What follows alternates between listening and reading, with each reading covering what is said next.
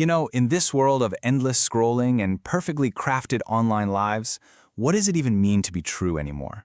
Today, we're going to explore how a timeless Islamic principle can actually help us find our way through all the noise of our digital world. So let me ask you something, straight up. Think about your social media profiles, the stuff you share, that person you project online, and a space where you can be literally anyone.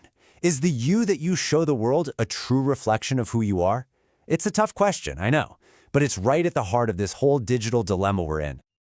We've all seen it, right? That shocking headline, a video that goes viral, a story that just seems too crazy to be true.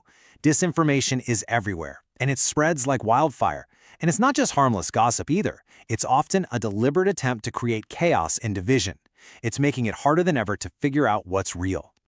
And at the same time, there's this huge pressure to present a perfect, polished version of our lives. We carefully curate our digital selves, filtering out all the messy, imperfect human parts. This creates a huge gap between who we really are and the often inauthentic person we perform as online. And why? Why do we do it? A lot of the time, it's for that little rush of validation. The likes, the shares, the comments. But that endless chase is a double-edged sword for sure. It might feel good for a second, but it can really take a toll on our mental health, leaving us feeling kind of empty and anxious. So, when you put it all together, the disinformation, the pressure to be perfect, that need for validation, it can seriously feel like we're caught in a digital storm. It's so easy to feel lost. The question is, where do we find our anchor? Well, sometimes the most powerful solutions to our most modern problems can actually be found in ancient wisdom. Over 1,400 years ago, a verse was revealed in the Quran that speaks directly to what we're going through right now. And it's not just a gentle suggestion, it's a powerful command. It's telling us to seek out and surround ourselves with truth. This is our anchor in the storm. In Islam, this idea is called sidq, and it's about so much more than just telling the truth. It's about a deep, radical kind of honesty, where our actions on the outside perfectly match our intentions on the inside. It's about living a life of complete and total integrity. Now, this idea of sidq isn't just a beautiful theory. It's a principle that was truly tested under immense pressure. So let's go back in time to a story that shows us what it really means to live a life of truth. Okay, so picture this, the Arabian desert. The Prophet Muhammad calls on his followers to join a really difficult, really demanding military expedition to a place called Tabuk. This was a massive test of faith and commitment. It required huge sacrifice. Now, here's where it gets really interesting. In the middle of this huge call to duty, 3 companions, including a man named Ka'ab bin Malik, just don't go. And they don't have a good reason. They just stayed behind.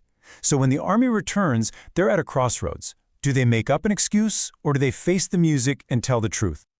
And right here, we see 2 totally different paths. On one side, you have the hypocrites. They offer up easy lies, false excuses. They're accepted on the surface, but rejected by God.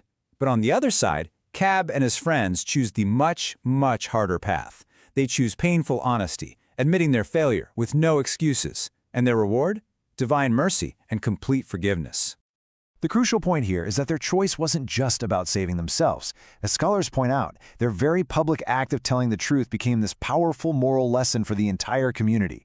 It strengthened the value of honesty and showed everyone that integrity, even when it's really, really hard, is what holds a society together. So, what on earth does this ancient story have to do with your Instagram feed? Honestly, everything. Because every single day, we face the exact same choice that Ka'ab did. Do we choose the easy lie, the curated image, the fake news that gets a lot of shares? Or do we choose the difficult and sometimes painful path of truth? This ancient wisdom gives us a kind of ethical toolkit for our digital lives. It starts with something called tathabut, the simple but profound duty to verify information before you hit share.